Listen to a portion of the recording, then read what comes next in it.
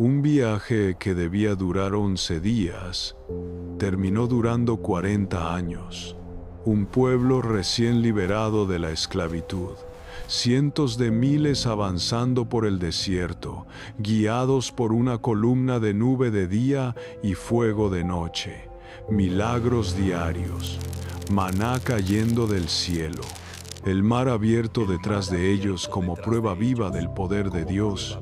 La tierra prometida estaba tan cerca que casi podían verla, pero nunca entraron. Algo ocurrió, algo tan grave que transformó una generación entera en un cementerio bajo la arena. Hombres que vieron las plagas de Egipto, que cruzaron el Mar Rojo con sus propios pies, que escucharon la voz de Dios en el Sinaí, murieron sin tocar la promesa. ¿Qué pecado fue tan serio que Dios decidió esperar 40 años? ¿Cómo un pueblo que vio tantos milagros terminó perdiéndolo todo? ¿Por qué solo 2 hombres lograron entrar? Esta no es solo una historia antigua del desierto. Es el relato de cómo la incredulidad puede retrasar el destino, de cómo una mentalidad de esclavo puede sabotear una promesa divina, y de cómo Dios reemplazó una generación completa porque su corazón no estaba preparado.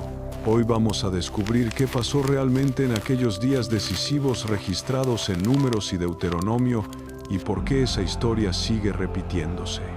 Prepárate, porque este viaje de 11 días encierra una de las advertencias más impactantes de toda la Biblia. La historia comienza en un lugar específico. El pueblo de Israel ya había salido de Egipto, ya había cruzado el Mar Rojo de manera sobrenatural, ya había llegado al monte Sinaí donde Moisés recibió las tablas de la ley. Habían caminado por el desierto durante aproximadamente 1 año y ahora estaban acampados en un lugar llamado Cades Barnea. Este lugar es fundamental para entender toda la historia, porque fue allí donde se tomó la decisión que definiría el destino de toda una generación. En el libro de Deuteronomio capítulo 1, versículos 2 y 3, encontramos una información crucial. La Biblia dice que desde el monte Horeb, que es otro nombre para el Sinaí, hasta Cades Barnea, había 11 días de camino por el camino del monte Seir, 11 días.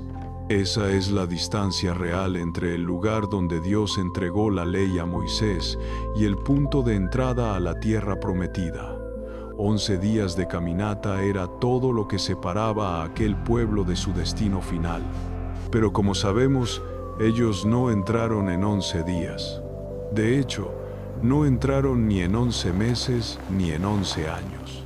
Pasaron 40 años vagando por el desierto antes de que una nueva generación finalmente cruzara el río Jordán y pusiera sus pies en la tierra que Dios había prometido a Abraham, Isaac y Jacob. La pregunta que surge naturalmente es, ¿por qué? ¿Qué sucedió en Cades Barnea que provocó este retraso tan dramático? La respuesta está registrada con todos los detalles en el libro de Números capítulo 13 y 14. Cuando el pueblo llegó a Cades Barnea, estaban justo en la frontera de la tierra prometida. Podían ver las montañas de Canaán delante de ellos. El destino estaba tan cerca que era casi tangible. Fue en ese momento que Dios instruyó a Moisés para que enviara espías a reconocer la tierra. La misión era clara: entrar en la tierra, observar cómo era, verificar qué tipo de pueblos vivían allí, qué clase de ciudades tenían, si la tierra era fértil o no, si había bosques o no. Moisés seleccionó 12 hombres, uno de cada tribu de Israel. Estos no eran personas comunes, eran líderes, príncipes de sus respectivas tribus, hombres de influencia y autoridad entre el pueblo. Si amas la Biblia y, cada vez que descubres algo nuevo, terminas pensando, ¿cómo es que esto siempre estuvo en la Biblia y yo nunca lo había escuchado antes? Entonces, eres exactamente como yo. Siempre me ha gustado escuchar historias bíblicas, estudiar y consumir este tipo de contenidos. Pero con el tiempo empecé a notar algo curioso. Mientras más aprendía, más sentía que había mucho más ahí dentro de lo que normalmente nos llega. Historias que solo aparecen de pasada, personajes poco mencionados, acontecimientos que parecen importantes, pero que casi nunca se exploran como deberían. Después entendí que esto sucede por una razón muy simple. Hoy en día, las personas tienen cada vez menos tiempo disponible. Por eso, iglesias, estudios y videos como este necesitan elegir solo algunos fragmentos pequeños y, casi siempre, el enfoque va hacia las historias más conocidas y más fáciles de explicar al público en general. Pensando justamente en eso, descubrí una forma para que cualquier persona pueda tener acceso a historias menos contadas de la Biblia y descubrir personajes, pueblos y acontecimientos que siempre han estado ahí, pero que casi nunca se exploran en el día a día. Así que, si tú también disfrutas aprender más sobre la Biblia y quieres ir más allá de lo que normalmente se explica de manera simple y sencilla, haz clic en el enlace que estará en el primer comentario fijado, o pausa el video y escanea el código QR que aparece en tu pantalla en este preciso momento para saber más. Ahora, volvamos al contenido. Entre ellos estaban Josué, de la tribu de Efraín, y Caleb, de la tribu de Judá. Nombres que se volverían famosos en la historia de Israel, pero por razones muy diferentes a las de los otros 10. Los 12 espías entraron en la tierra de Canaán y la recorrieron durante 40 días. Subieron desde el desierto de Sin hasta Rehob, cerca de la entrada de Hamat. Pasaron por el Negev, llegaron hasta Hebrón, vieron las ciudades fortificadas, observaron a los pueblos que habitaban allí, y en el valle de Escol, cortaron un sarmiento con un solo racimo de uvas tan grande que tuvieron que cargarlo entre 2 hombres en un palo. También trajeron granadas e higos para mostrar al pueblo cuán fértil era la tierra.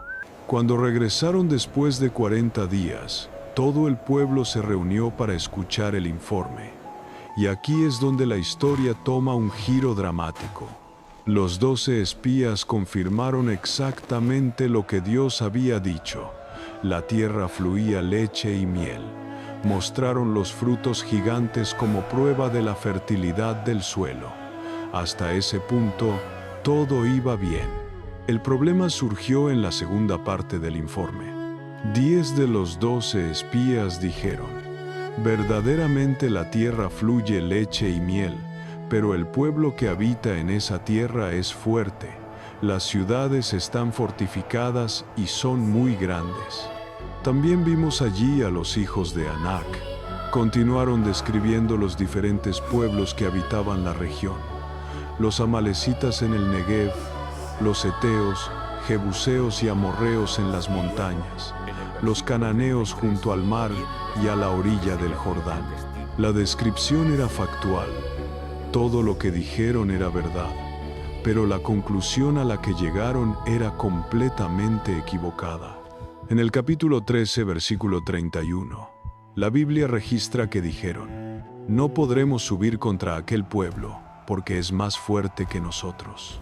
Y luego, en el versículo 33, vienen las palabras que sellarían el destino de toda una generación. También vimos allí gigantes, hijos de Anac, raza de los gigantes. Y éramos nosotros, a nuestro parecer, como langostas, y así les parecíamos a ellos. Aquí está el núcleo del problema. No era que los gigantes no existieran.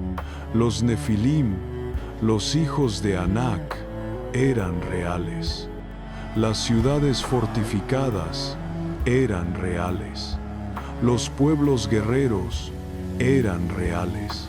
El problema no era la realidad de los obstáculos, sino la perspectiva desde la cual fueron evaluados. Los 10 espías miraron a los gigantes y se vieron a sí mismos como langostas. Miraron las murallas y vieron imposibilidad. Miraron al enemigo y olvidaron mirar a Dios.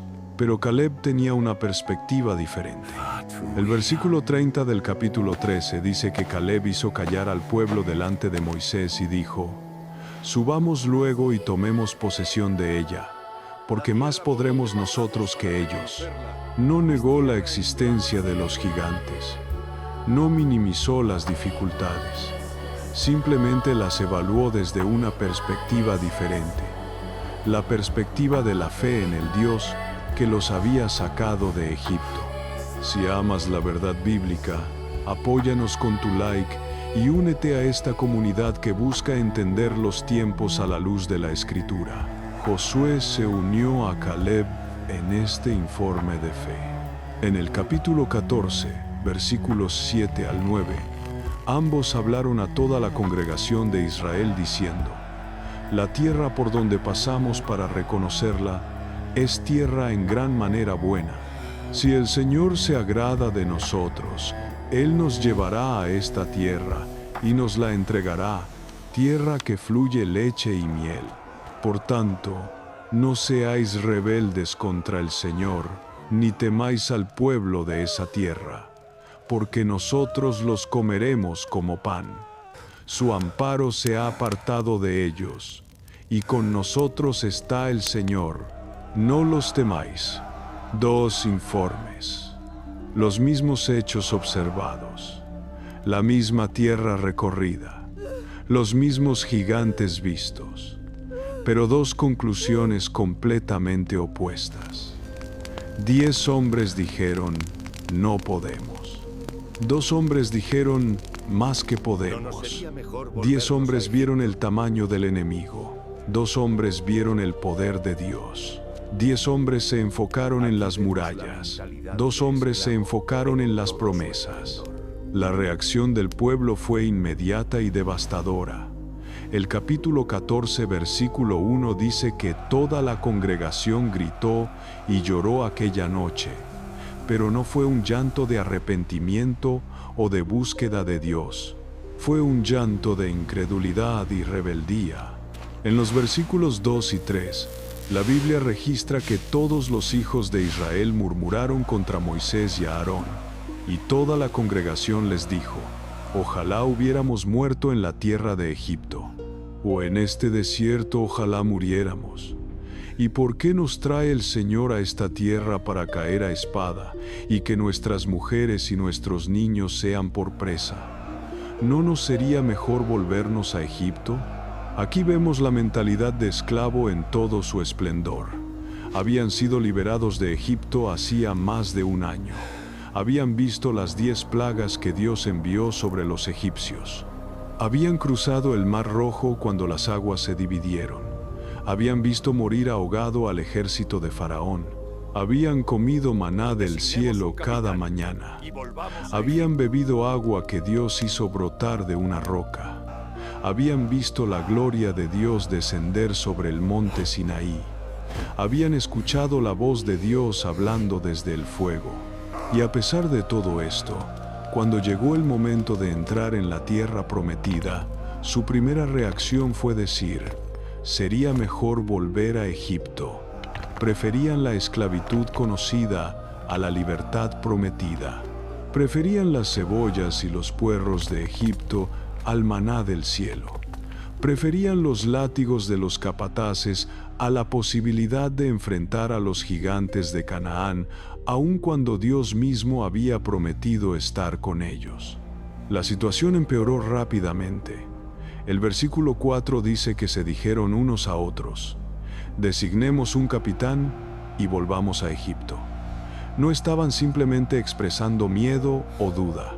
Estaban organizando una rebelión abierta contra Moisés, contra Aarón y en última instancia, contra Dios mismo. Querían nombrar un nuevo líder que los llevara de regreso a la esclavitud de la que Dios los había liberado con mano poderosa. Moisés y Aarón cayeron sobre sus rostros delante de toda la asamblea. Josué y Caleb rasgaron sus vestidos, que era una señal de profunda angustia. Y entonces hicieron un último intento de convencer al pueblo. Pero la congregación no quiso escuchar. Quizá lo saltaste, o incluso lo viste, pero no le diste mucha atención. De cualquier forma, Ahora tienes una segunda oportunidad. Si te está gustando el video y ya entendiste que existe mucho más en la Biblia de lo que imaginabas, te imaginas tener acceso a enseñanzas, historias, personajes y acontecimientos de la Biblia que casi nunca se exploran de forma organizada y sencilla. Dejé un enlace en el primer comentario fijado donde explico mejor todo esto. Para acceder, solo tienes que hacer clic en el enlace o escanear el código QR que aparece en tu pantalla. Ahora sigamos con el contenido. El versículo 10 del capítulo 14 registra algo aterrador. Entonces toda la congregación habló de apedrearlos. Querían matar a Josué y a Caleb por decir la verdad. Querían silenciar la voz de la fe, apedreando a aquellos que creían en las promesas de Dios. Habían llegado a un punto de rebeldía tan extremo que estaban dispuestos a asesinar a los hombres de Dios para poder volver a Egipto. Fue en ese momento crítico que la gloria del Señor apareció en el tabernáculo de reunión delante de todos los hijos de Israel. Dios habló directamente con Moisés, y sus palabras fueron devastadoras. En los versículos 11 y 12 del capítulo 14, el Señor dijo a Moisés: ¿Hasta cuándo me ha de irritar este pueblo? ¿Hasta cuándo no me creerán con todas las señales que he hecho en medio de ellos? Yo los heriré de mortandad y los destruiré, y a ti te pondré sobre una nación más grande y más fuerte que ellos. La paciencia de Dios había llegado a su límite. Aquella generación había visto milagro tras milagro. Habían sido testigos de las intervenciones sobrenaturales más extraordinarias en la historia humana. Y aún así, se negaban a creer, se negaban a confiar, se negaban a obedecer. Dios estaba listo para destruirlos completamente y comenzar de nuevo con Moisés. Pero Moisés intercedió por el pueblo.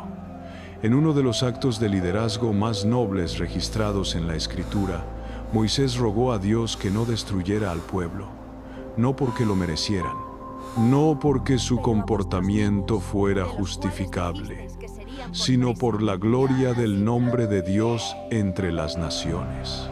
Moisés argumentó que si Dios destruía al pueblo que había sacado de Egipto con gran poder, las naciones dirían que fue porque no pudo llevarlos a la tierra que les había prometido. Dios escuchó la intercesión de Moisés, pero aunque perdonó al pueblo en el sentido de no destruirlos inmediatamente, las consecuencias de su incredulidad fueron severas y definitivas. En los versículos 22 y 23 del capítulo 14, Dios declaró: Todos los que vieron mi gloria y mis señales que he hecho en Egipto y en el desierto, y me han tentado ya 10 veces, y no han oído mi voz, no verán la tierra de la cual juré a sus padres.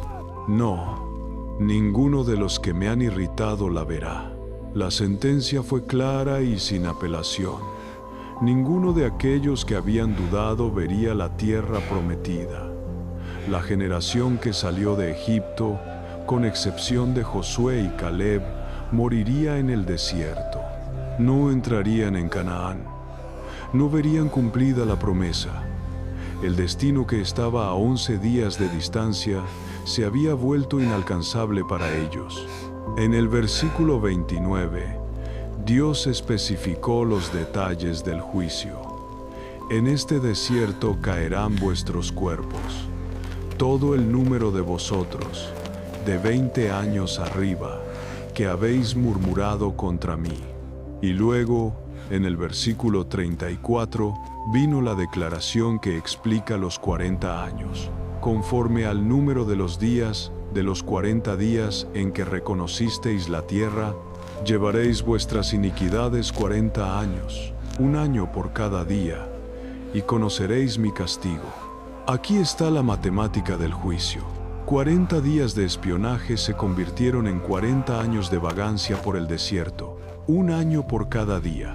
Los espías pasaron 40 días recorriendo la tierra y regresaron con un informe de incredulidad. Por eso, el pueblo pasaría 40 años vagando por el desierto hasta que toda aquella generación incrédula muriera. La única excepción fueron Josué y Caleb. El versículo 30 dice: Vosotros a la verdad no entraréis en la tierra por la cual alcé mi mano y juré que os haría habitar en ella, excepto Caleb hijo de Jefone y Josué hijo de Nun. Estos dos hombres, porque habían tenido otro espíritu y habían seguido fielmente al Señor, entrarían en la tierra prometida, verían cumplida la promesa, recibirían la herencia. Pero hay otro detalle importante en el juicio de Dios. En el versículo 31, Dios dijo: Pero a vuestros niños, de los cuales dijisteis que serían por presa, yo los introduciré, y ellos conocerán la tierra que vosotros despreciasteis. Cuando el pueblo murmuraba, habían dicho que sus hijos serían capturados y esclavizados por los pueblos de Canaán. Usaron a sus hijos como excusa para su cobardía. Pero Dios declaró que precisamente aquellos niños, aquella nueva generación, serían los que entrarían en la tierra. La ironía es profunda. Los adultos que no confiaron en Dios murieron en el desierto. Los niños que ellos dijeron que serían esclavizados se convirtieron en los conquistadores de Canaán. La generación que vio todos los milagros de Egipto y aún así no creyó, fue reemplazada por una generación que no vio aquellos milagros, pero que aprendió a confiar en Dios durante 40 años en el desierto. Y los 10 espías que trajeron el informe negativo, aquellos que desanimaron al pueblo y causaron la rebelión, murieron inmediatamente. El versículo 37 del capítulo 14 dice: Aquellos varones que habían hablado mal de la tierra, murieron de plaga delante del Señor. No llegaron a experimentar ni siquiera los 40 años en el desierto. Su juicio fue inmediato y severo. Cuando Moisés transmitió al pueblo las palabras de Dios, la reacción fue interesante. El versículo 39 dice que el pueblo se entristeció mucho, pero no fue una tristeza de verdadero arrepentimiento. Fue una tristeza de consecuencias. Estaban tristes no porque habían ofendido a Dios, sino porque tendrían que sufrir las consecuencias de su incredulidad. Y entonces cometieron otro error. Al día siguiente, se levantaron temprano y subieron a la cumbre del monte diciendo: Henos aquí para subir al lugar del cual ha hablado el Señor, porque hemos pecado. Parecía arrepentimiento, pero era presunción. Ahora que Dios había declarado que no entrarían en la tierra, decidieron intentar entrar por su propia cuenta. Moisés les advirtió en los versículos 41 al 43: ¿Por qué quebrantáis el mandamiento del Señor? Esto tampoco os saldrá bien. No subáis, porque el Señor no está en medio de vosotros, no seáis heridos delante de vuestros enemigos. Porque el amalecita y el cananeo están allí delante de vosotros, y caeréis a espada, pues por cuanto os habéis negado a seguir al Señor, por eso no estará el Señor con vosotros. Pero no escucharon. En su presunción, subieron a la montaña para pelear contra los pueblos de Canaán, sin la autorización de Dios, sin la presencia de Dios, sin el arca del pacto, sin Moisés. Y el resultado fue predecible. El versículo 45 dice: Y descendió el amalecita y el cananeo que habitaban en aquel monte, y los hirieron y los derrotaron, persiguiéndolos hasta Horma. Este episodio ilustra perfectamente el patrón de incredulidad de aquella generación.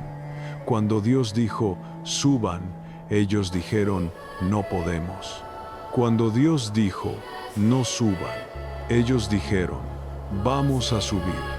Siempre en desacuerdo con Dios, siempre rebeldes, siempre haciendo lo contrario de lo que Dios ordenaba, y siempre sufriendo las consecuencias. Y así comenzaron los 40 años en el desierto.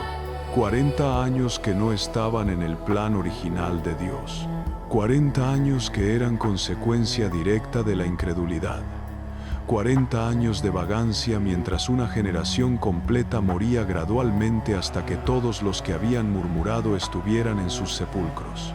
Pero sería un error pensar que esos 40 años fueron simplemente un castigo y nada más.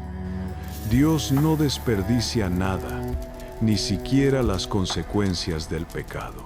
Aquellos 40 años se convirtieron en un período de refinamiento, un tiempo en el que la nueva generación aprendería lecciones que sus padres nunca aprendieron. Un proceso de transformación que prepararía a un pueblo para ser conquistadores en lugar de esclavos. Durante esos 40 años, Dios continuó proveyendo para el pueblo. El maná continuó cayendo cada mañana. El agua continuó brotando cuando era necesario. Sus ropas no se gastaban. Sus pies no se hinchaban. Dios no los abandonó en el desierto, aunque ellos habían fallado. Continuó siendo fiel, aunque ellos habían sido infieles. Pero también hubo disciplina. Números capítulo 16 registra la rebelión de Coré, Datán y Abiram, que cuestionaron el liderazgo de Moisés y Aarón. La tierra se abrió y los tragó vivos, junto con sus familias y posesiones. Fue una demostración dramática de lo que sucede cuando se desafía la autoridad establecida por Dios. En Números capítulo 20, encontramos otro episodio significativo. El pueblo estaba nuevamente sin agua y comenzó a murmurar contra Moisés, como habían hecho sus padres antes que ellos. Dios instruyó a Moisés para que hablara a la roca y ella daría agua. Pero Moisés, frustrado por años de lidiar con un pueblo rebelde, golpeó la roca 2 veces con su vara en lugar de hablarle. El agua brotó abundantemente y el pueblo y sus animales bebieron. Pero Dios dijo a Moisés y a Aarón en el versículo 12: «Por cuanto no creísteis en mí, para santificarme delante de los hijos de Israel, por tanto, no meteréis esta congregación en la tierra que les he dado». Incluso Moisés, el gran líder que había intercedido por el pueblo tantas veces, no entraría en la tierra prometida por este acto de desobediencia. El libro de Números también registra otras rebeliones, otras murmuraciones, otras manifestaciones de incredulidad. En el capítulo 21, el pueblo habló contra Dios y contra Moisés, diciendo: «¿Por qué nos hiciste subir de Egipto para que muramos en este desierto? Pues no hay pan ni agua, y nuestra alma tiene fastidio de este pan tan liviano». Estaban despreciando el maná, el alimento sobrenatural que Dios les daba cada día. Como consecuencia, Dios envió serpientes ardientes que mordieron al pueblo, y murió mucha gente. Cuando el pueblo se arrepintió, Dios instruyó a Moisés para que hiciera una serpiente de bronce y la pusiera sobre una asta. Cualquiera que fuera mordido y mirara a la serpiente de bronce vivía. Este evento se volvió un símbolo profético de Cristo levantado en la cruz, como el propio Jesús explicó en Juan capítulo 3. Pero no todos los eventos de esos 40 años fueron negativos. También hubo victorias. En Números 21, cuando el rey cananeo de Arad atacó a Israel, el pueblo hizo un voto al Señor y Dios les dio la victoria. Derrotaron a los reyes amorreos Sehón y Og, conquistando sus tierras al este del Jordán. Estas victorias comenzaron a preparar al pueblo para las batallas que enfrentarían cuando finalmente cruzaran hacia Canaán. Durante este tiempo, también se desarrolló el sistema de leyes y ordenanzas que gobernaría la vida de Israel en la tierra prometida. El libro de Levítico contiene las leyes ceremoniales, las regulaciones sobre sacrificios, sobre pureza, sobre festividades. El libro de Números incluye instrucciones sobre el campamento, sobre las marchas, sobre las responsabilidades de las diferentes tribus. Fue un tiempo de organización y preparación. La multitud desorganizada que salió de Egipto se estaba convirtiendo en una nación estructurada. Los esclavos estaban aprendiendo a vivir como pueblo libre. Los que solo conocían obedecer órdenes de capataces estaban aprendiendo a obedecer los mandamientos de Dios. Es importante entender que el desierto no era simplemente un lugar de castigo, era también un lugar de enseñanza. En Deuteronomio capítulo 8, versículos 2 al 5, Moisés explicaría más tarde el propósito de aquellos años. Y te acordarás de todo el camino por donde te ha traído el Señor tu Dios estos 40 años en el desierto, para afligirte, para probarte, para saber lo que había en tu corazón, si habías de guardar o no sus mandamientos.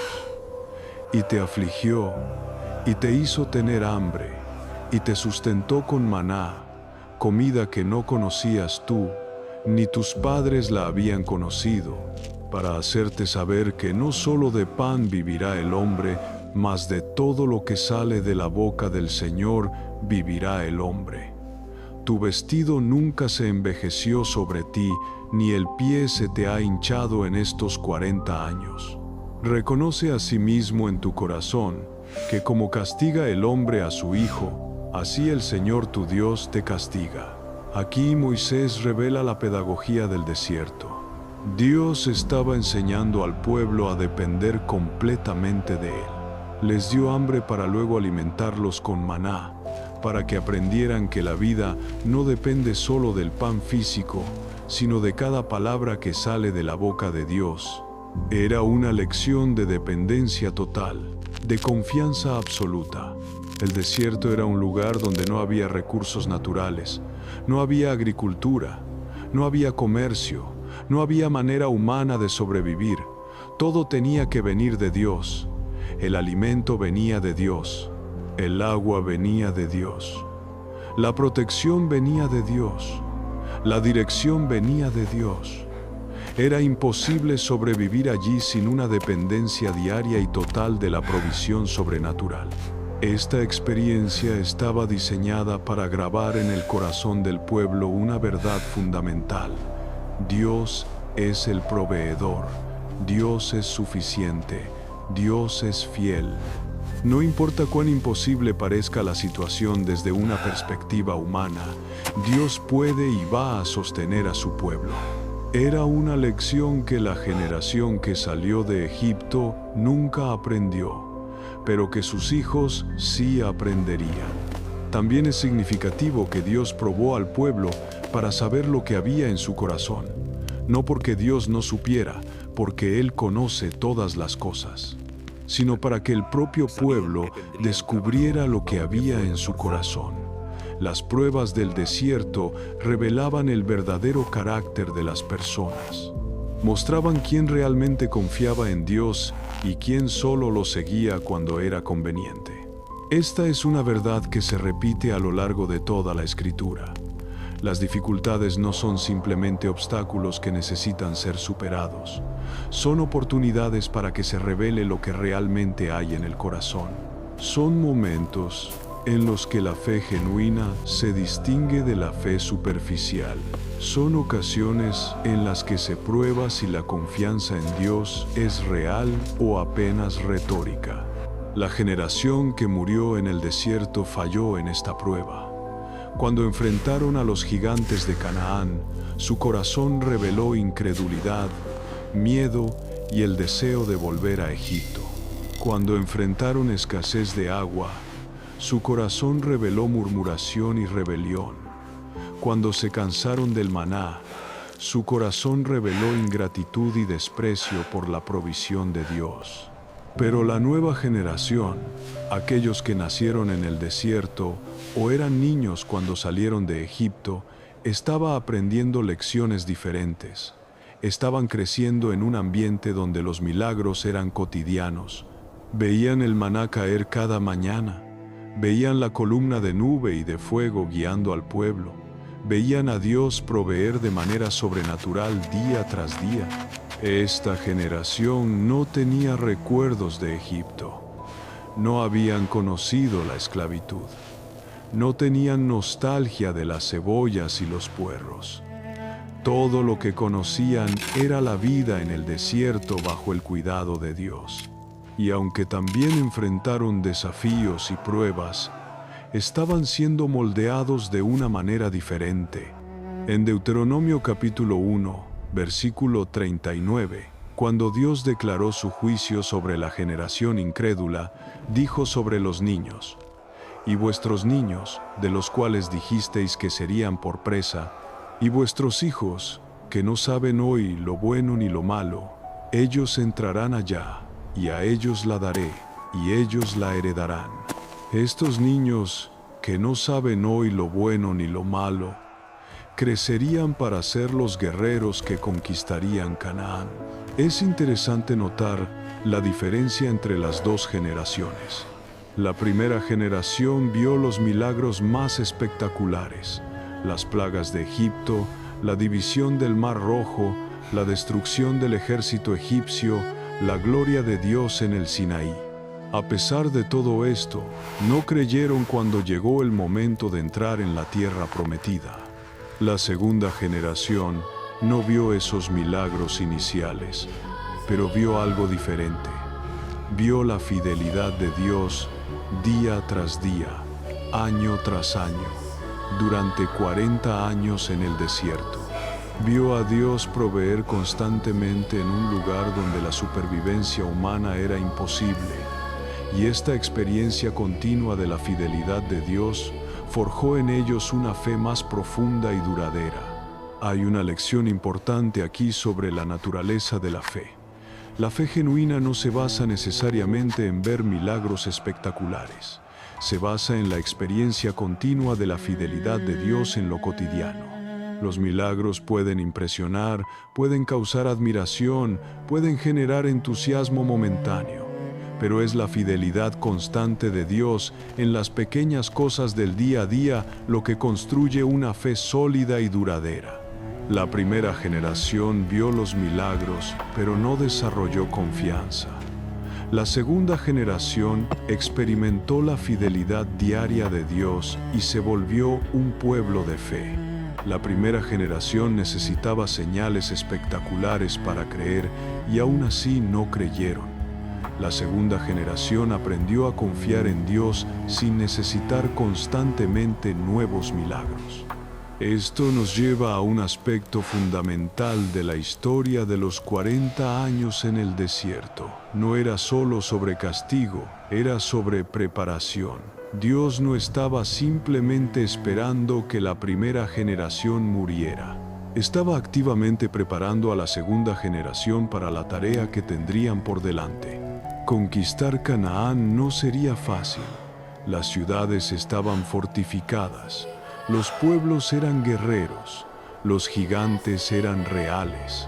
Todo lo que los 10 espías habían reportado sobre las dificultades era verdad. La diferencia no estaba en los obstáculos, sino en el corazón de quienes enfrentarían esos obstáculos. La primera generación tenía mentalidad de esclavo. Habían pasado 400 años en Egipto, generación tras generación bajo esclavitud. Estaban acostumbrados a obedecer órdenes, a trabajar bajo el látigo, a sobrevivir día a día sin tomar decisiones. Cuando Dios los liberó, salieron físicamente de Egipto, pero Egipto no salió de ellos. Esta mentalidad de esclavo se manifestaba de varias maneras. Primero, en su constante deseo de volver a Egipto cuando las cosas se ponían difíciles. Preferían la seguridad de la esclavitud conocida a la incertidumbre de la libertad. Esto puede parecer ilógico, pero es un patrón psicológico real. Las personas a menudo prefieren situaciones malas pero familiares a situaciones potencialmente mejores pero desconocidas. Segundo, se manifestaba en su incapacidad de tomar responsabilidad. Como esclavos, nunca habían tenido que tomar decisiones importantes. Nunca habían tenido que planificar su futuro. Nunca habían tenido que asumir las consecuencias de sus elecciones. Cuando se les presentó la oportunidad de entrar en la tierra prometida, no pudieron manejar la responsabilidad que eso implicaba. Tercero, se manifestaba en su constante murmuración y queja. Los esclavos aprenden a expresar su descontento a través de la murmuración porque no tienen poder para cambiar su situación. Pero incluso después de ser liberados, continuaron con el mismo patrón. Murmuraban contra Moisés, contra Aarón, contra Dios. Siempre quejándose, siempre insatisfechos, siempre culpando a otros por sus problemas. Cuarto, se manifestaba en su búsqueda de un líder que los llevara de vuelta a Egipto. Cuando las cosas se pusieron difíciles, no buscaron dirección de Dios ni confiaron en el liderazgo que Dios había establecido. En lugar de eso, quisieron nombrar un nuevo líder que los llevara de vuelta a la esclavitud. Es la mentalidad del esclavo, siempre queriendo que alguien más tome las decisiones, que alguien más asuma la responsabilidad. La segunda generación necesitaba ser diferente. Necesitaban ser conquistadores, no esclavos. Necesitaban ser valientes, no cobardes. Necesitaban confiar en Dios, no en sus propias fuerzas ni en la supuesta seguridad de la esclavitud. Y los 40 años en el desierto fueron el proceso que Dios usó para forjar este nuevo carácter en ellos. Es crucial entender que Dios no hace las cosas sin propósito. Los 40 años no fueron arbitrarios. No fue simplemente que Dios estaba enojado y decidió castigar al pueblo haciéndolos vagar por el desierto durante 40 años. Había un propósito específico, había un diseño, había un plan. El desierto era el lugar perfecto para este proceso de transformación. Como ya mencionamos, en el desierto no hay recursos naturales. No se puede sobrevivir allí por medios humanos. Esto creaba una situación donde el pueblo tenía que depender completamente de Dios cada día. No podían acumular reservas. No podían confiar en sus propias habilidades. Tenían que confiar en Dios o morir. Esta dependencia diaria de Dios era exactamente lo que necesitaban aprender. En Egipto, aunque eran esclavos, había una cierta previsibilidad.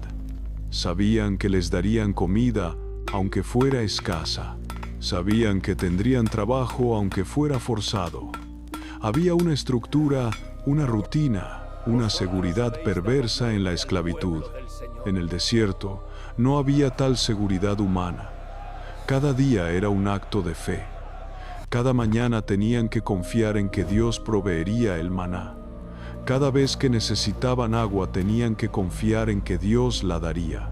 Cada batalla que enfrentaban tenían que confiar en que Dios les daría la victoria. Era una escuela de fe, un entrenamiento intensivo en confianza en Dios. También es significativo que el maná tenía que ser recogido cada día. No podía ser almacenado excepto para el sábado. Si intentaban guardar maná para el día siguiente, se pudría y criaba gusanos. Esta era otra lección sobre la dependencia diaria. Dios estaba enseñando al pueblo a vivir un día a la vez, confiando en su provisión constante en lugar de intentar asegurar su futuro por medios humanos. Jesús haría referencia a este principio siglos después, cuando enseñó a sus discípulos a orar. El pan nuestro de cada día, dánoslo hoy. No el pan para el mes que viene, no la provisión para el año próximo, sino el pan para hoy. Es la misma lección del maná. Confiar en Dios para la provisión diaria en lugar de preocuparse ansiosamente por el futuro.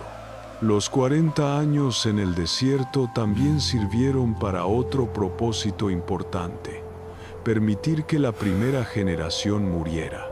Esto puede sonar duro, pero era necesario. Aquella generación había demostrado repetidamente que no confiaba en Dios. Habían visto milagro tras milagro y aún así no creyeron. Habían escuchado la voz de Dios en el Sinaí y aún así hicieron un becerro de oro. habían estado en la frontera de la tierra prometida y aún así se negaron a entrar. No había esperanza de cambio para ellos. Su carácter estaba formado, su mentalidad estaba establecida, su incredulidad estaba arraigada. Intentar llevarlos a Canaán habría sido un desastre, habrían fallado, habrían sido derrotados, habrían vuelto a Egipto a la primera dificultad. Dios, en su sabiduría, sabía que necesitaba una nueva generación. Esto nos lleva a una verdad difícil pero importante. A veces Dios tiene que esperar hasta que ciertas personas salgan del camino antes de que su plan pueda avanzar. No porque Dios sea cruel o impaciente, sino porque algunas personas simplemente se niegan a cambiar, se niegan a creer, se niegan a obedecer, y su presencia obstaculiza lo que Dios quiere hacer. Vemos este principio repetido a lo largo de la Escritura. A veces Dios tiene que levantar una nueva generación porque la anterior está demasiado atada a viejos patrones, demasiado comprometida con viejos sistemas, demasiado resistente al cambio. No es que Dios desee la muerte de nadie, pero reconoce la realidad de la obstinación humana. Y así, durante 40 años, la primera generación gradualmente fue muriendo. El libro de Números registra varios censos del pueblo. En el capítulo 1 se cuenta a los hombres de guerra de 20 años arriba al comienzo de la jornada por el desierto. En el capítulo 26 se realiza otro censo cerca del final de los 40 años. Entre estos dos censos, toda una generación desapareció. Deuteronomio capítulo 2 versículo 14 lo resume así. Y los días que anduvimos de Cades Barnea hasta que pasamos el arroyo de Sered fueron 38 años, hasta que se acabó toda la generación de los hombres de guerra de en medio del campamento, como el Señor les había jurado. 38 años después de Cades Barnea, la última persona de aquella generación incrédula había muerto. Es interesante notar que los primeros 2 años y los últimos años de los 40 fueron años de actividad y movimiento, pero los 38 años intermedios fueron años de espera. El pueblo básicamente acampó en la región de Cades, moviéndose muy poco, esperando que la generación antigua muriera. Fueron años en los que no sucedió mucho externamente, pero internamente estaba ocurriendo una transformación generacional. Este periodo de espera es un aspecto importante de la historia que a menudo se pasa por alto. No todo el tiempo en el desierto fue de vagancia activa. Gran parte fue simplemente de espera. Espera a que se cumpliera el juicio de Dios. Espera a que llegara el momento correcto. Espera a que la nueva generación estuviera lista. Hay una lección profunda aquí sobre el tiempo de Dios. Dios no tiene prisa. Él está dispuesto a esperar el tiempo necesario para que sus propósitos se cumplan de la manera correcta. Para nosotros 40 años pueden parecer una eternidad. Para Dios es apenas un momento en su plan eterno. Él ve el cuadro completo que nosotros no podemos ver. También es importante notar que durante esos años de espera, Dios no abandonó al pueblo. Continuó proveyendo el maná, continuó dando agua, continuó protegiendo al pueblo de sus enemigos, continuó habitando en medio de ellos en el tabernáculo. Su presencia no se apartó, aunque el pueblo había fallado. Esto revela algo profundo sobre el carácter de Dios. Su fidelidad no depende de nuestra fidelidad. Su compromiso con su pueblo no está condicionado a que el pueblo sea perfecto. Dios había hecho un pacto con Abraham, Isaac y Jacob. Había prometido dar la tierra de Canaán a sus descendientes, y aunque aquella generación específica no entraría, Dios mantendría su promesa con la siguiente generación. Esta es una verdad fundamental sobre la naturaleza de Dios. Él es fiel incluso cuando nosotros somos infieles. En 2 Timoteo capítulo 2, versículo 13, el apóstol Pablo escribiría siglos después: si fuéremos infieles, Él permanece fiel. Él no puede negarse a sí mismo. Dios no puede dejar de ser quien es. Su naturaleza es ser fiel. Y vemos esto claramente en su trato con Israel en el desierto. Ahora, mientras la primera generación moría y la segunda crecía, hubo eventos significativos que marcaron estos años. Uno de los más importantes fue la rebelión de Coré registrada en Números capítulo 16. Coré era un levita, descendiente de Coat. Junto con Datán, Abiram y On de la tribu de Rubén, y 250 príncipes de la congregación, se levantó contra Moisés y Aarón. Su queja era: basta ya de vosotros, porque toda la congregación, todos ellos son santos, y en medio de ellos está el Señor. ¿Por qué, pues, os levantáis vosotros sobre la congregación del Señor? En la superficie, esto podía sonar como un argumento democrático y razonable. Después de todo, ¿no había dicho Dios que todo Israel era un reino de sacerdotes y una nación santa? Pero el problema era que Dios había establecido un orden específico. Había escogido a Moisés como líder. Había designado a Aarón y sus hijos como sacerdotes. Había asignado a los levitas para el servicio del tabernáculo. No era que algunos fueran más santos que otros en un sentido moral, sino que Dios había dado diferentes roles y responsabilidades a diferentes personas. Coré y su grupo estaban cuestionando no solo el liderazgo de Moisés, sino la autoridad de Dios que había establecido ese liderazgo. Era una rebelión espiritual disfrazada de preocupación por la igualdad, y Dios respondió de manera dramática y definitiva. Moisés propuso una prueba. Coré y los 250 hombres debían presentarse con incensarios al día siguiente. Moisés y Aarón también estarían allí, y Dios mostraría a quién había escogido. Moisés también llamó a Datán y a Abiram, pero ellos se negaron a venir, mostrando su total desprecio por la autoridad de Moisés. Al día siguiente, cuando todos se reunieron, la gloria del Señor apareció. Dios dijo a Moisés y a Aarón que se apartaran de la congregación porque Él iba a destruirlos a todos. Pero Moisés intercedió nuevamente, rogando a Dios que no destruyera a todo el pueblo por el pecado de unos pocos. Entonces Moisés advirtió al pueblo que se apartara de las tiendas de Coré, Datán y Abiram. Y luego declaró: en esto conoceréis que el Señor me ha enviado para que hiciese todas estas cosas, y que no las hice de mi propia voluntad. Si como mueren todos los hombres murieren estos, o si ellos al ser visitados siguen la suerte de todos los hombres, el Señor no me envió. Mas si el Señor hiciere algo nuevo, y la tierra abriere su boca y los tragare con todas sus cosas, y descendieren vivos al Seol, entonces conoceréis que estos hombres irritaron al Señor. Tan pronto como Moisés terminó de hablar, la tierra se abrió debajo de Coré, Datán y Abiram.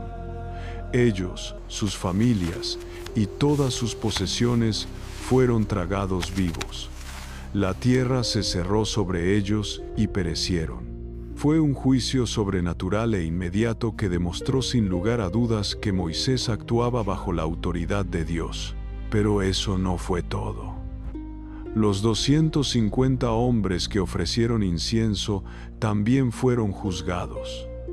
Fuego salió de la presencia del Señor y los consumió. Sus incensarios de bronce fueron martillados en láminas para cubrir el altar, como un recordatorio perpetuo de lo que sucede cuando las personas intentan usurpar posiciones que Dios no les ha dado.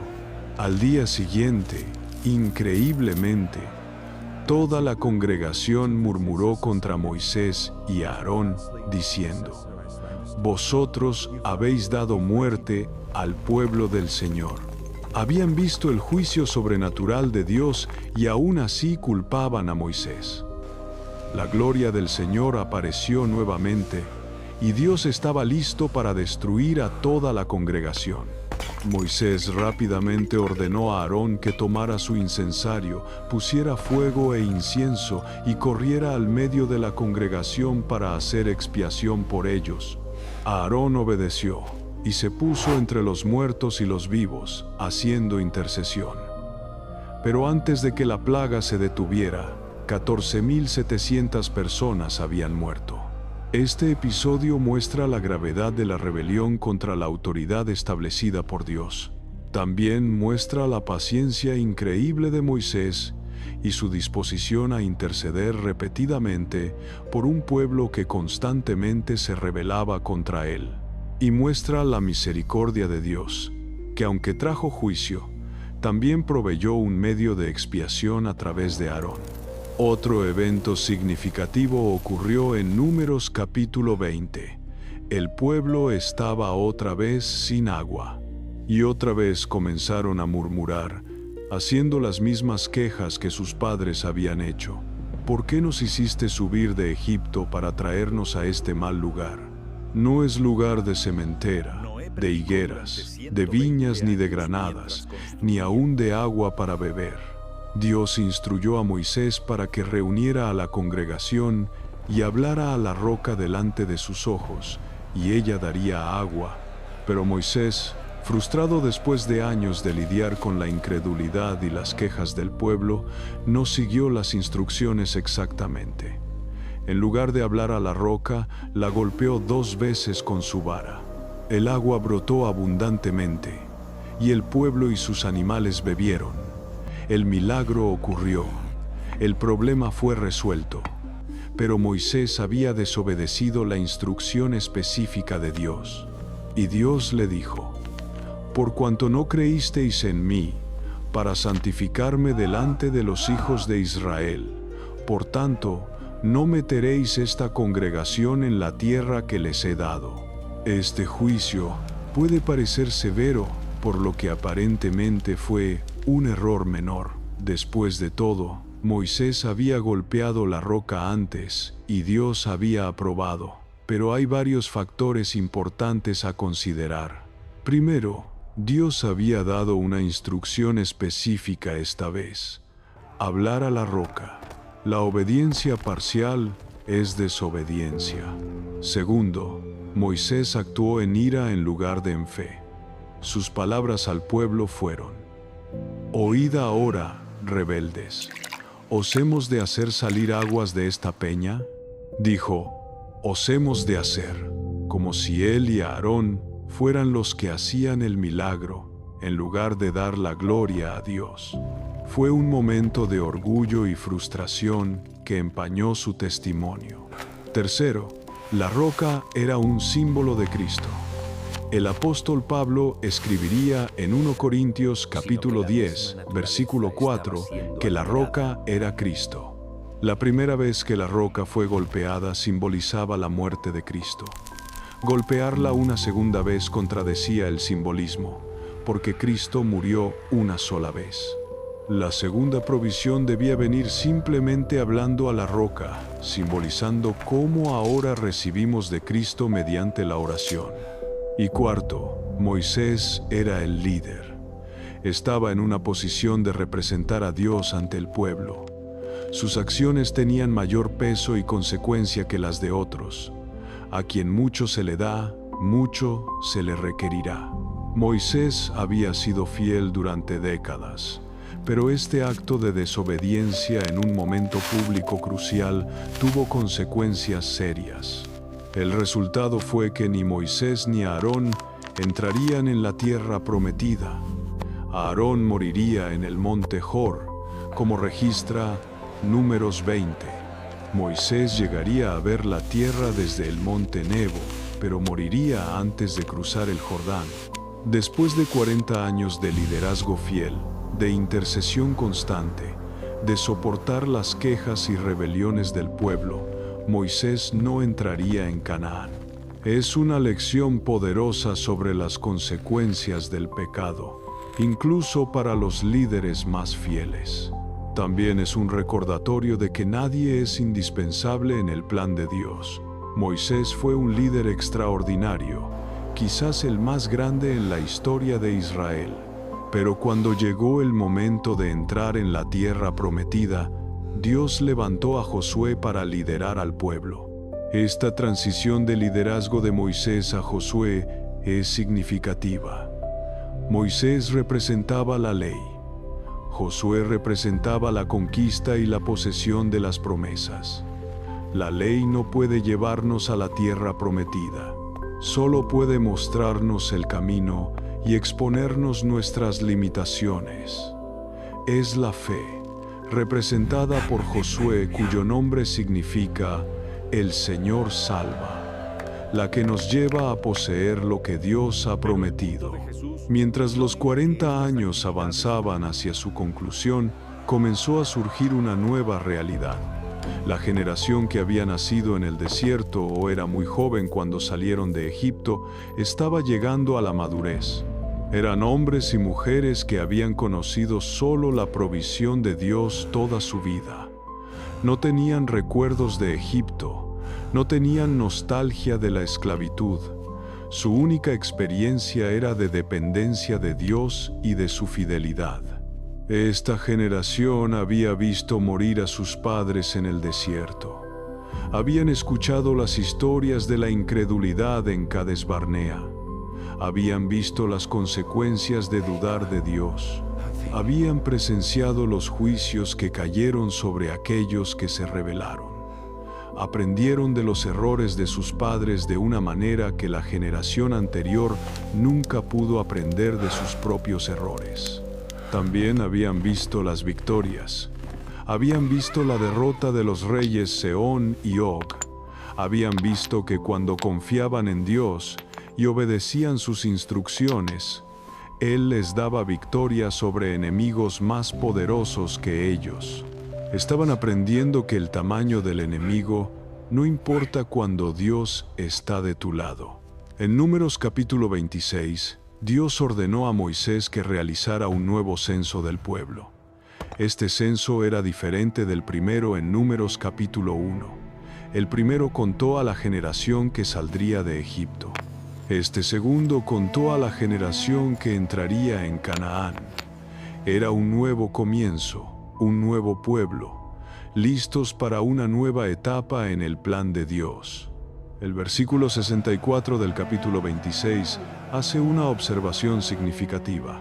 Pero entre estos ninguno hubo de los contados por Moisés y Aarón el sacerdote, cuando contaron a los hijos de Israel en el desierto de Sinaí, porque el Señor había dicho de ellos, morirán en el desierto, y no quedó varón de ellos, sino Caleb hijo de Jefone y Josué hijo de Nun. Toda la primera generación había muerto, como Dios había declarado. Solo Caleb y Josué permanecían de aquellos que habían salido de Egipto con 20 años o más. Eran los únicos que habían creído cuando estuvieron en Cades Barnea. Eran los únicos que habían visto en los gigantes una oportunidad en lugar de un obstáculo. Y eran los únicos de su generación que verían la tierra prometida. Ahora el pueblo estaba acampado en las llanuras de Moab, al lado oriental del río Jordán frente a Jericó. Estaban exactamente donde necesitaban estar para cruzar hacia Canaán. 40 años después de salir de Egipto, finalmente estaban listos para entrar. Pero antes de que cruzaran, Moisés les habló.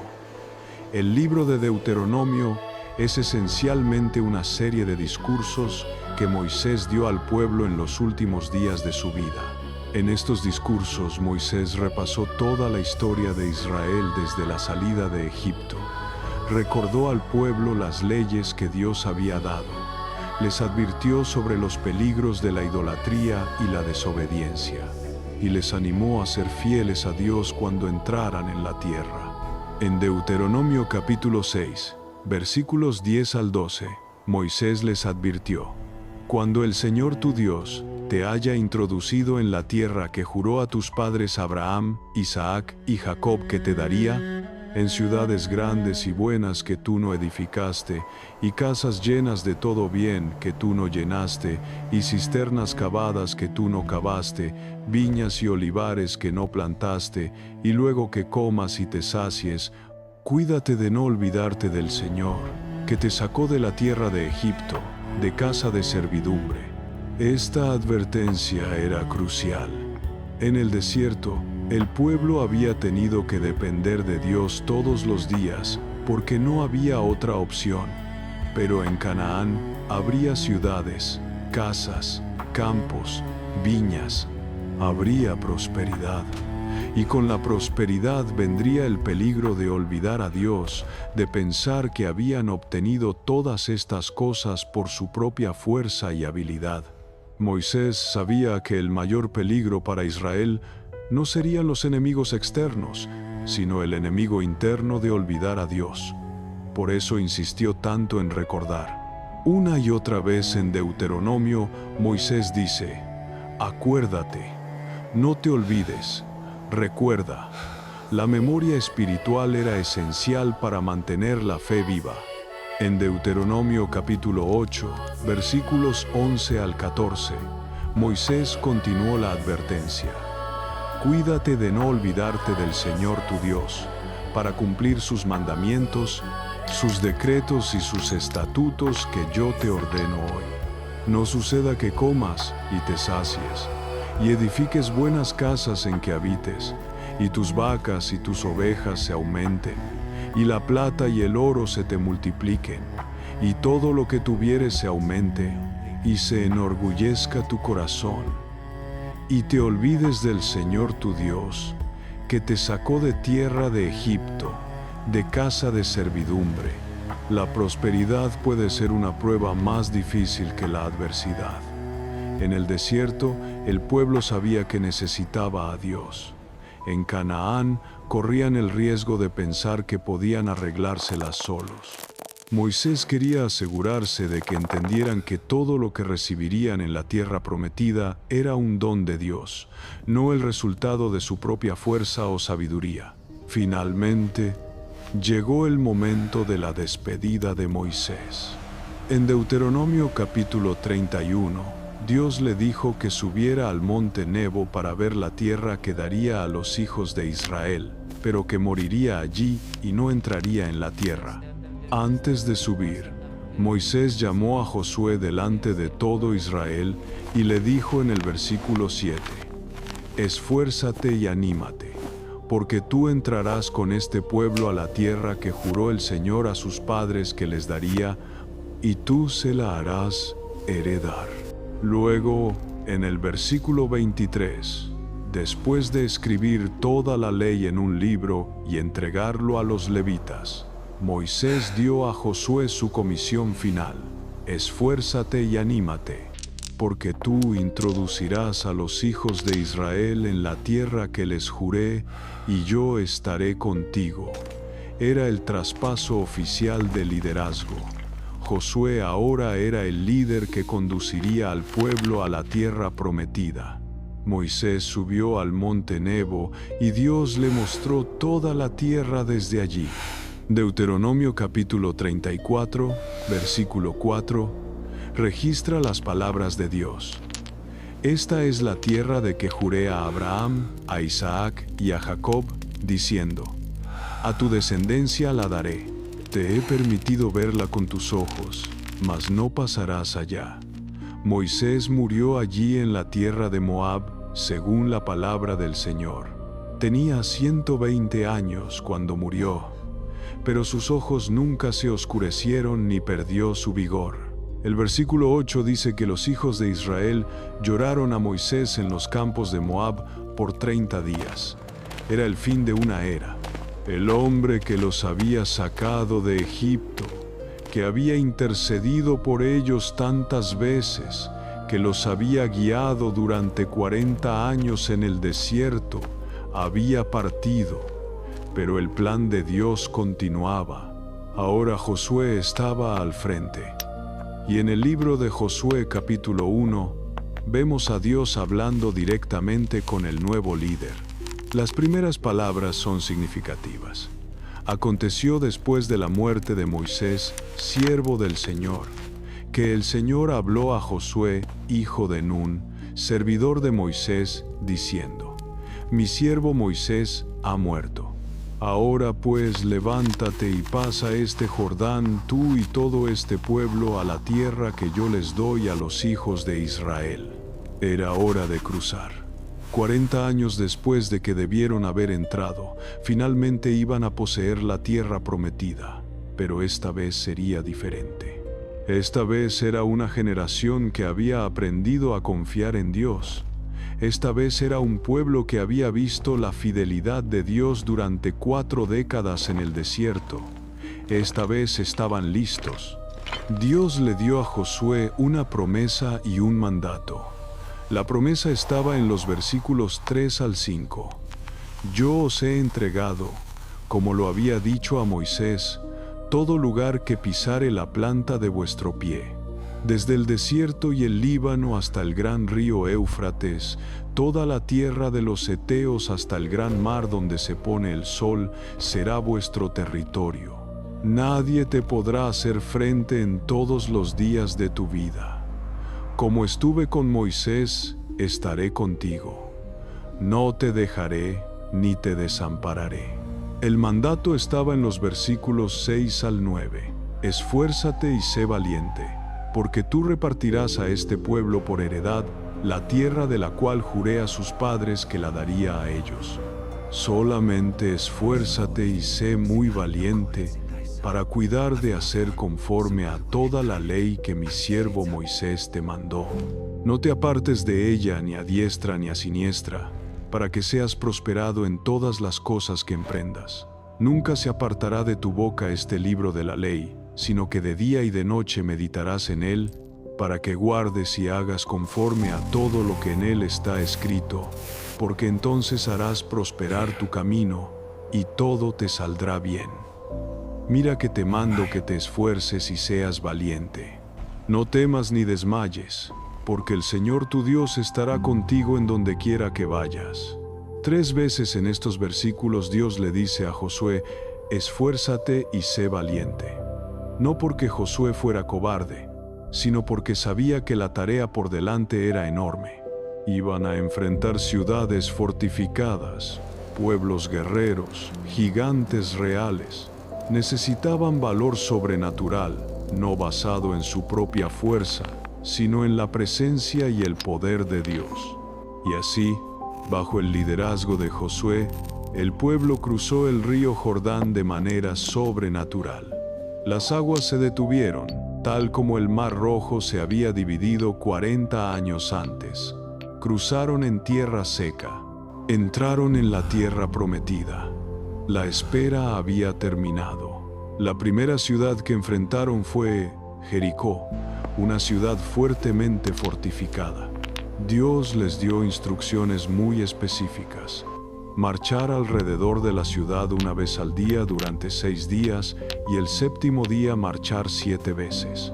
Luego, cuando sonaran las trompetas, el pueblo debía gritar y las murallas caerían.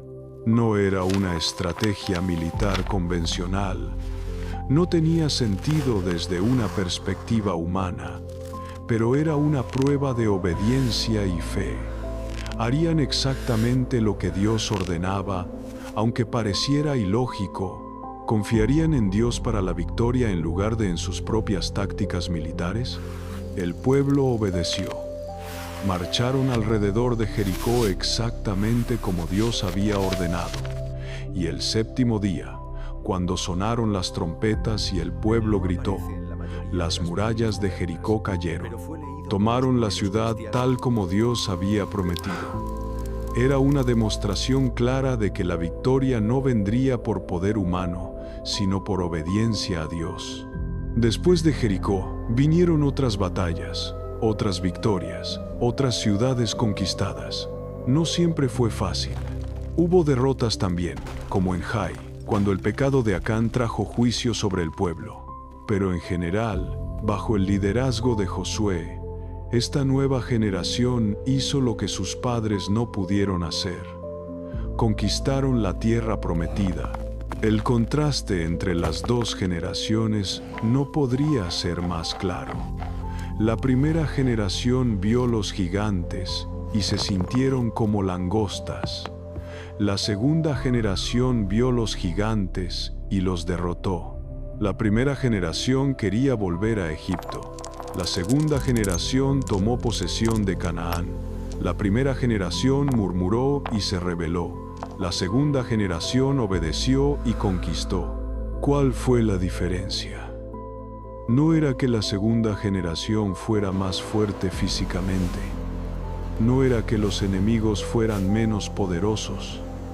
No era que las ciudades estuvieran menos fortificadas.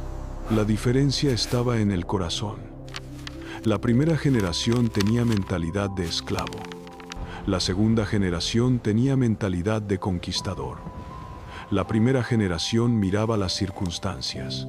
La segunda generación miraba a Dios.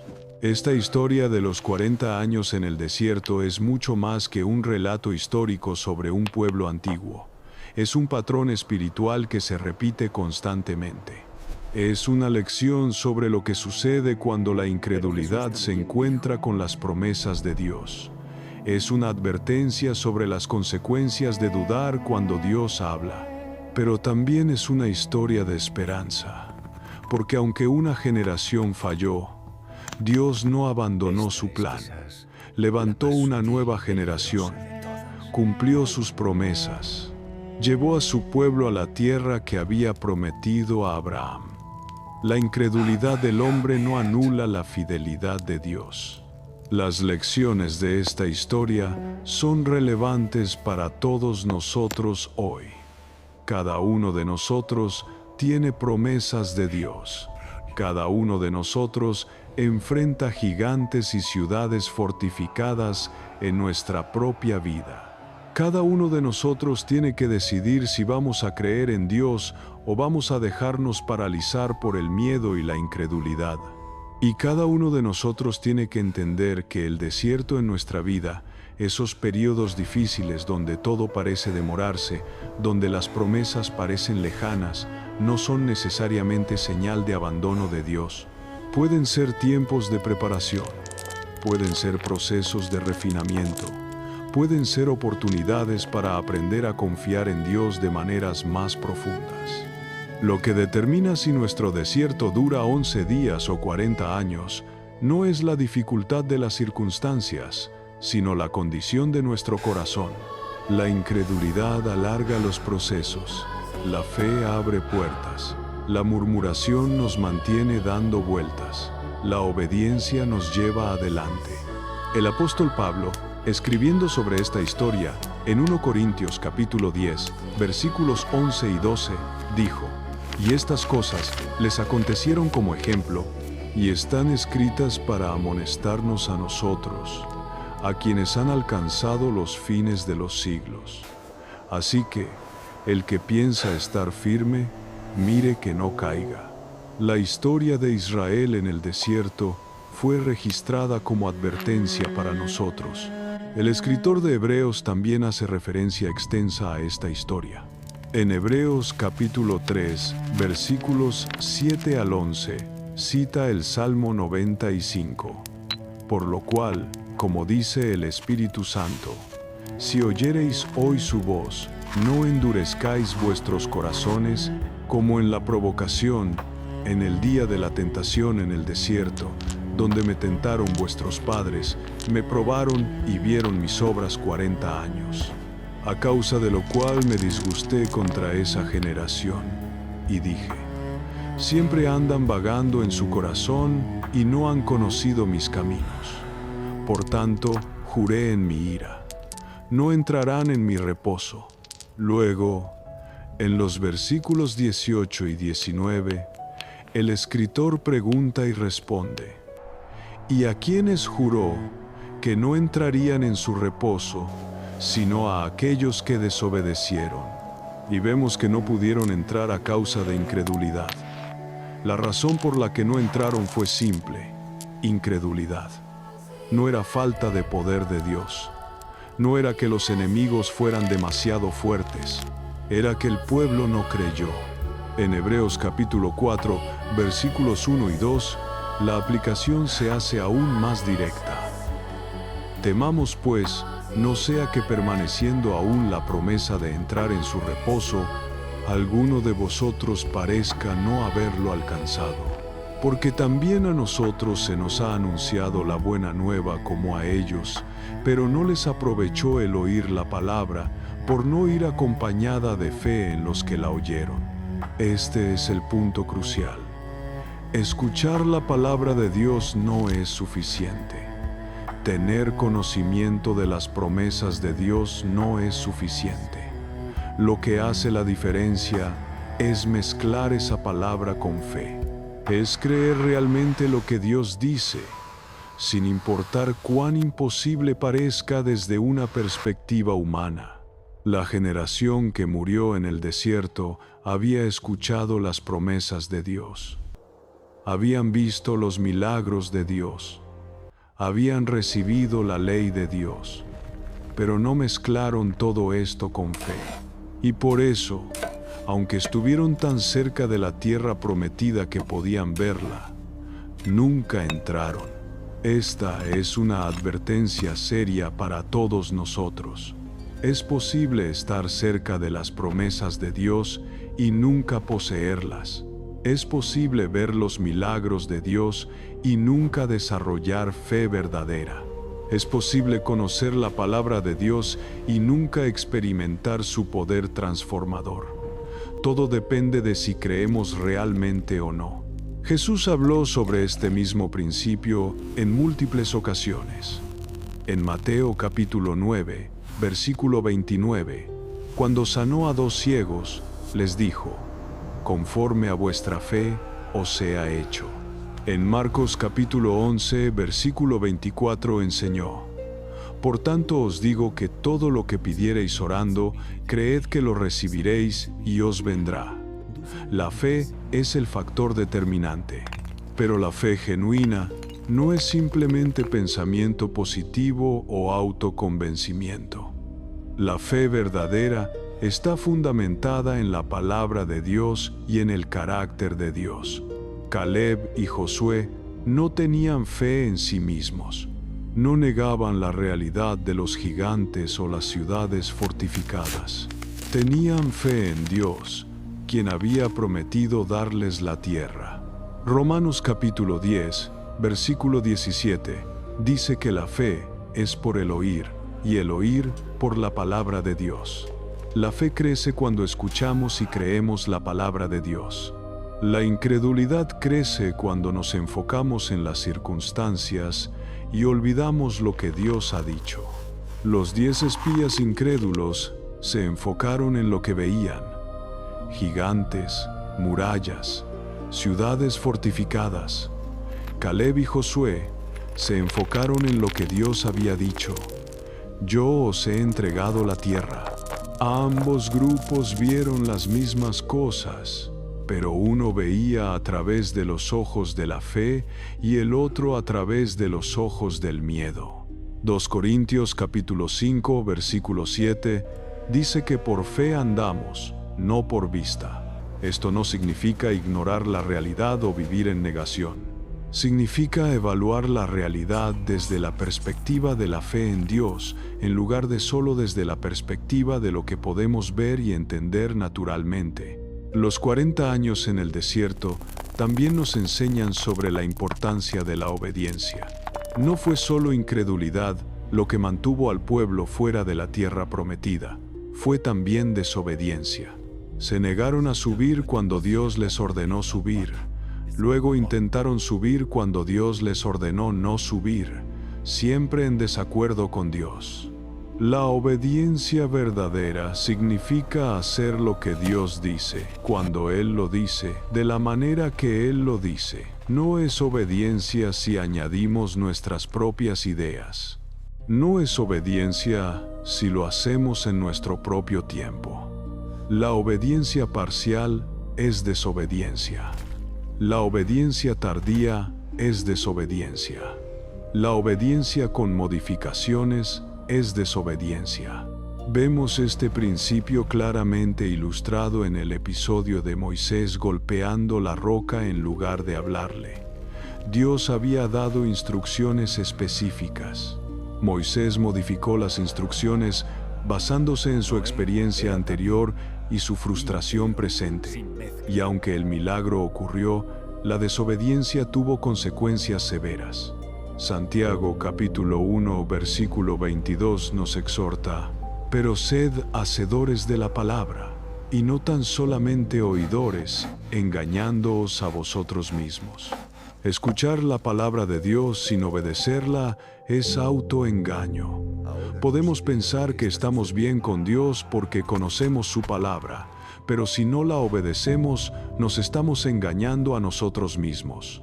Los 40 años en el desierto también nos enseñan sobre las consecuencias duraderas del pecado. El pueblo se arrepintió después de que Dios pronunció el juicio. Lloraron amargamente, pero el juicio no fue revertido. Toda aquella generación aún tuvo que morir en el desierto. El arrepentimiento genuino trae perdón. Dios no destruyó al pueblo completamente como había amenazado inicialmente, pero el arrepentimiento no siempre elimina todas las consecuencias del pecado.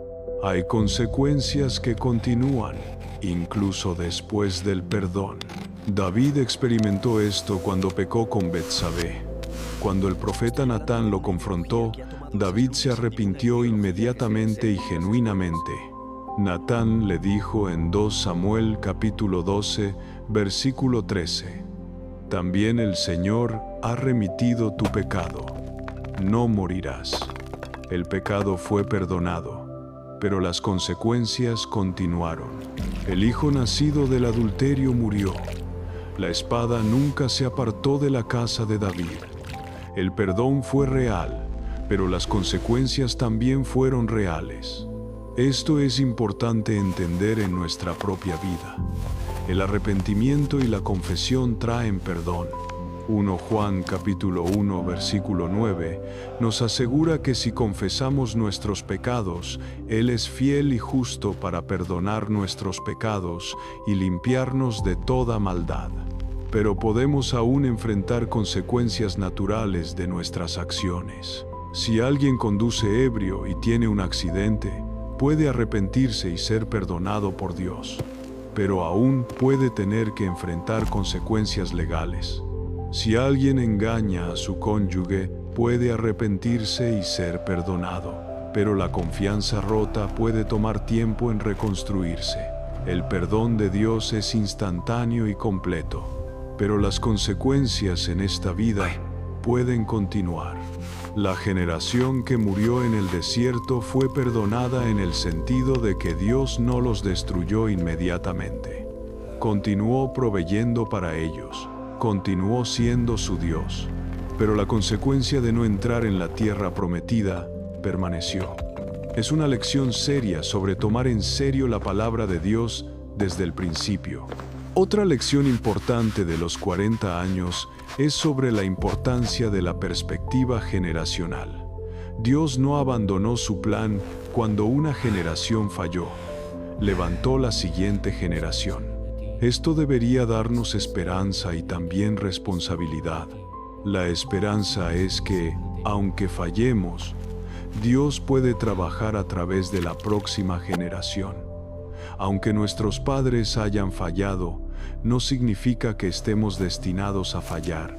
Aunque toda una generación antes de nosotros haya caído en incredulidad, podemos elegir creer. El patrón puede romperse. El ciclo puede cambiar, pero también viene con responsabilidad. Si tenemos hijos, tenemos la responsabilidad de enseñarles sobre Dios de maneras que la generación anterior quizás no lo hizo. Tenemos la oportunidad de modelar fe en lugar de incredulidad, obediencia en lugar de rebelión, gratitud en lugar de murmuración. Deuteronomio capítulo 6, versículos 6 y 7 da instrucciones claras sobre esto. Y estas palabras que yo te mando hoy estarán sobre tu corazón, y las repetirás a tus hijos, y hablarás de ellas estando en tu casa y andando por el camino, y al acostarte, y cuando te levantes. La transmisión de la fe a la próxima generación no es opcional, es un mandato. La primera generación que salió de Egipto vio milagros increíbles, pero no desarrolló fe duradera. Sus hijos, que crecieron en el desierto viendo la provisión diaria de Dios, desarrollaron una fe más profunda. Esto sugiere que los milagros espectaculares no son necesariamente lo que construye fe fuerte. Es más bien la experiencia consistente de la fidelidad de Dios en lo cotidiano. Como padres, mentores, líderes, maestros, tenemos que preguntarnos, ¿qué estamos transmitiendo a la próxima generación? ¿Están viendo en nosotros fe genuina o solo religiosidad superficial? ¿Están aprendiendo a confiar en Dios o solo a conocer sobre Dios? ¿Estamos modelando obediencia o solo hablando de ella?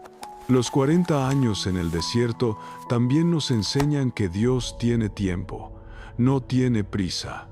Está dispuesto a esperar el tiempo necesario para que sus propósitos se cumplan correctamente. Para la primera generación, 40 años parecía una eternidad de espera y castigo, pero desde la perspectiva de Dios, era el tiempo necesario para preparar a la generación correcta. Esto es importante cuando nos sentimos frustrados por lo que parece ser demora en nuestras propias vidas. Quizás la promesa de Dios no se ha cumplido tan rápido como esperábamos. Quizás estamos en nuestro propio desierto y nos preguntamos cuándo termina. La historia de Israel nos recuerda que Dios sabe lo que está haciendo. 2 Pedro capítulo 3 versículo 8 nos dice: Mas, oh amados, no ignoréis esto, que para con el Señor un día es como 1000 años, y 1000 años como un día. El tiempo de Dios no es nuestro tiempo. Lo que nos parece una demora interminable puede ser en realidad el tiempo perfecto de preparación. Abraham esperó 25 años entre la promesa de un hijo y el nacimiento de Isaac. José pasó 13 años entre su sueño y su cumplimiento. Moisés pasó 40 años en el desierto antes de ser llamado a liberar a Israel. David fue ungido rey, pero pasó años huyendo de Saúl antes de tomar el trono. Los tiempos de espera de Dios son tiempos de preparación. El desierto no fue desperdiciado. Los 40 años no fueron en vano. Dios estaba trabajando, refinando, preparando, y cuando finalmente llegó el momento de entrar en Canaán, el pueblo estaba listo de una manera que no lo había estado 40 años antes. Esto nos trae a una verdad fundamental sobre el proceso de Dios en nuestras vidas. Dios no solo está interesado en llevarnos a nuestro destino, está interesado en quienes nos convertimos en el camino. No solo quiere darnos las promesas, quiere transformarnos en personas capaces de manejar esas promesas adecuadamente. Si Dios hubiera llevado a la primera generación a Canaán, habrían fracasado. Habrían vuelto corriendo a Egipto a la primera batalla difícil. Habrían comprometido con los pueblos paganos. Habrían abandonado a Dios. No estaban listos. Los 40 años en el desierto fueron necesarios no solo como castigo, sino como preparación para la siguiente generación. De la misma manera, cuando Dios nos hace esperar, no es crueldad, es sabiduría. Él sabe que no estamos listos todavía. Sabe que necesitamos más refinamiento, más maduración, más desarrollo de carácter. El desierto es el lugar donde ocurre esa transformación. Finalmente, esta historia nos enseña que la incredulidad es el enemigo más peligroso que enfrentamos. No fueron los gigantes de Canaán lo que derrotó a la primera generación, fue su propia incredulidad. No fueron las ciudades fortificadas, fue su falta de fe en Dios. Hebreos capítulo 11 versículo 6 declara: pero sin fe es imposible agradar a Dios. No dice difícil, dice imposible. La fe es absolutamente esencial en nuestra relación con Dios. No podemos agradarle sin ella. No podemos poseer sus promesas sin ella. No podemos experimentar su poder sin ella. La buena noticia es que la fe es accesible para todos. No es un don especial dado solo a algunas personas. Romanos capítulo 12, versículo 3, dice que Dios repartió a cada uno la medida de fe. Todos tenemos fe. La pregunta es, ¿qué haremos con ella? ¿La ejercitaremos y la haremos crecer? ¿O la ignoraremos y permitiremos que la incredulidad tome control? La fe crece a través del ejercicio. Cuanto más confiamos en Dios y vemos su fidelidad, más crece nuestra fe. Pero si nunca damos pasos de fe, si siempre jugamos a lo seguro, si siempre nos retiramos cuando las cosas se ponen difíciles, nuestra fe se atrofia. Caleb y Josué ejercitaron su fe cuando estuvieron delante de los gigantes. Dijeron, podemos tomarlos, cuando todos los demás decían, no podemos, y esa fe fue recompensada. 40 años después, cuando el resto de su generación había muerto, ellos entraron en la tierra prometida. Vieron cumplida la promesa porque se atrevieron a creer cuando otros dudaron. Hoy enfrentamos nuestros propios gigantes. Pueden ser problemas financieros que parecen insuperables. Pueden ser enfermedades que parecen terminales. Pueden ser relaciones que parecen imposibles de restaurar. Pueden ser sueños que parecen demasiado grandes para hacerse realidad. Pueden ser llamados de Dios que parecen más allá de nuestras capacidades. La pregunta es la misma que enfrentó Israel en Cades Barnea. ¿Vamos a mirar los gigantes o vamos a mirar a Dios? ¿Vamos a evaluar la situación basándonos solo en lo que podemos ver naturalmente o vamos a creer lo que Dios ha prometido? ¿Vamos a permitir que el miedo nos paralice o vamos a avanzar en fe? La elección que hagamos determinará si nuestro viaje toma 11 días o 40 años.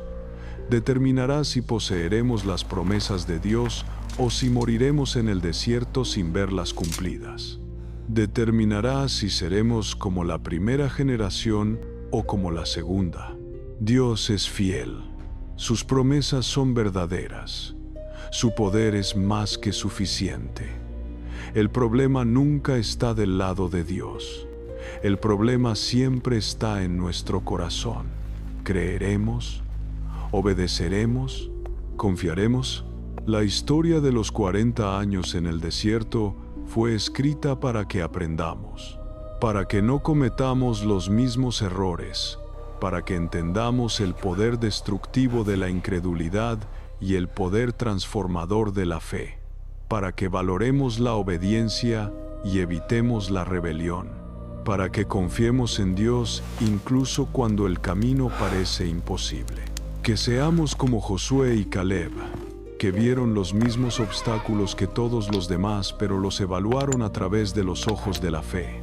Que seamos como la segunda generación, que aprendió de los errores de sus padres y eligió creer en Dios. Que seamos pueblo que entra en las promesas de Dios, en lugar de morir en el desierto de la incredulidad. Porque al final, la lección más importante de los 40 años en el desierto es esta: Dios es fiel, sus promesas son seguras, y la única cosa que puede impedirnos poseerlas es nuestra propia incredulidad. Los gigantes son reales, pero Dios es más grande. Las murallas son altas, pero Dios puede derribarlas. El enemigo es fuerte, pero Dios es todopoderoso. La pregunta no es si Dios puede. La pregunta es si nosotros creeremos. Y esa es una pregunta que cada uno de nosotros tiene que responder por sí mismo.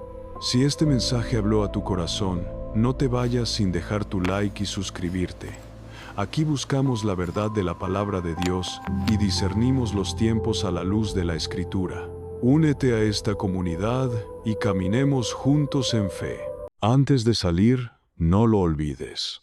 Si tú también disfrutas aprender más sobre la Biblia y quieres ir más allá de lo que normalmente se explica de manera simple y sencilla, haz clic en el enlace que está en el primer comentario fijado o pausa el video y escanea el código QR que aparece en tu pantalla. Ahí explico cómo tener acceso a historias menos contadas de la Biblia y descubrir personajes, pueblos y acontecimientos que siempre han estado ahí, pero que casi nunca se exploran en el día a día.